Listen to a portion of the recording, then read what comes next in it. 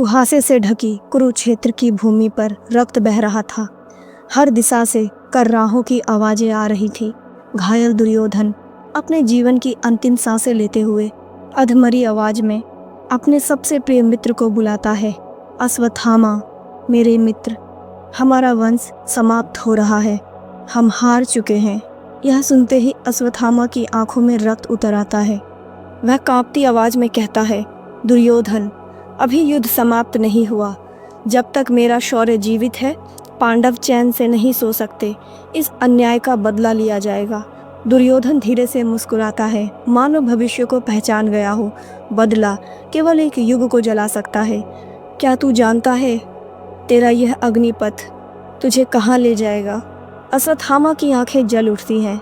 मुझे परवाह नहीं, मैं वो करूँगा जिसे समय भी याद रखेगा। और यहीं से शुरू होती है एक ऐसी कथा जिसका नायक अमर है, लेकिन उसकी अमरता एक वरदान नहीं, एक भयानक श्राप बन चुकी है। अश्वत्थामा गुरु द्रोणाचार्य का पुत्र कोई साधारण योद्धा नहीं था। वह शिव का अंश माना जाता था। उसके जन्म के समय ही उसके मस्तक पर एक दिव्य मणि प्रकट हुई थी, जो उसे अद्भुत बल, रोग मुक्ति और अपराजयता प्रदान करती थी। सेनाएं उसका नाम सुनकर थर्राती थीं, परंतु जब उसे ज्ञात हुआ कि उसके पिता की मृत्यु छल से हुई, पांडवों ने झूठ फैलाया कि अश्वत्थामा मारा गया, और उस झूठ पर विश्वास कर गुरु द्रोण ने शस्त्र त्याग दिए। तभी धृष्टद्युम्न ने उन्हें मार डाला। तब अश्वत्थामा का हृदय टूट गया।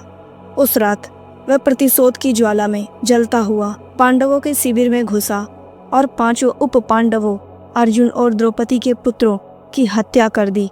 उसे लगा कि वे पांडव हैं, परंतु जब सत्य सामने आया तो समस्त धरती पर एक सन्नाटा छा गया।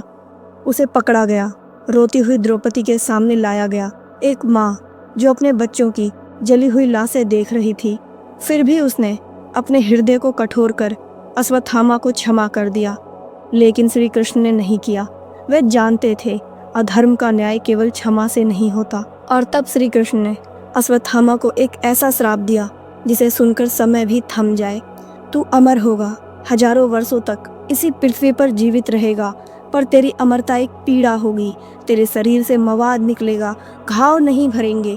तेरे मस्तक से वह मणि छीन ली जाएगी जिससे तू तेजस्वी था। लोग तुझसे दूर भागेंगे, तुझे कोई आश्रय नहीं देगा। तू जंगलों में भटकेगा, पर मृत्यु नहीं आएगी। तेरा प्रायश्चित तुझे इसी जीवन में भुगतना होगा। जब श्री कृष्ण ने उसके मस्तक से मणि निकाली तो अश्वत्थामा की चीखें आकाश चीर गईं। पक्षी उड़ गए, पशु कांप उठे। उसी क्षण उसके शरीर में भयानक फोड़े फूट पड़े, रक्त बहने लगा, और तभी से वह श्रापित अमरता का बोझ उठाए इस धरती पर भटक रहा है। अब प्रश्न उठता है, क्या अश्वत्थामा आज भी जीवित है? कई संतों, तांत्रिकों और योगियों ने दावे किए हैं कि उन्होंने देखा है। कोई कहता है वह मध्य प्रदेश के जंगलों में भटकता है, कुछ कहते हैं वह विदिशा के खंडरों में आता है। किसी ने उसे कामाख्या देवी के गुफा मंदिर में देखा, जहां एक घायल रहस्यमयी व्यक्ति औषधियां मांगने आया, फिर कभी नहीं दिखा। वाराणसी, हरिद्वार और उत्तरकाशी जैसे तीर्थ स्थलों पर रात के समय एक कर्राहती हुई आत्मा की आवाज़ सुनाई देती है, मैं अश्वत्थामा हूँ। कहते हैं एक साधु के पास एक दिन एक अजनबी आया। उसके माथे से रक्त बह रहा था। उसने कुछ औषधियाँ मांगी। जब साधु ने पूछा, तुम कौन हो? तो उत्तर आया, मैं वही हूँ जो न मर सकता है न जी सकता है। मैं अश्वत्थामा हूँ। क्या ये सब केवल कल्पनाएं हैं या इतिहास की परतों में छुपा कोई सच? कुछ मानते हैं अश्वत्थामा एक प्रतीक है, पश्चाताप का, अधर्म के परिणाम का। लेकिन क्या हो अगर यह प्रतीक ना होकर एक जीवित भटकती आत्मा हो? महाभारत केवल युद्ध की कथा नहीं, यह कर्म और उसके दंड की महागाथा है। अश्वत्थामा हमें सिखाता है कि जब प्रतिशोध धर्म को निगल जाता है तो शक्ति भी शाप बन जाती है। और आज भी जब किसी सन्नाटे में एक घायल आत्मा की आवाज़ सुनाई देती है, तो हो सकता है वह पुकार उसी की हो, एक अमर आत्मा की, जो हजारों वर्षों से एक ही वाक्य दोहराती है, मैं अश्वत्थामा हूँ। सोचिए, अगर आप किसी सुनसान जंगल, गुफा या मंदिर के पास से गुजरें और एक दर्द भरी आवाज़ सुनाई दे, तो क्या आप ठहर कर उसकी पहचान जानना चाहेंगे या डर कर आगे बढ़ जाएंगे?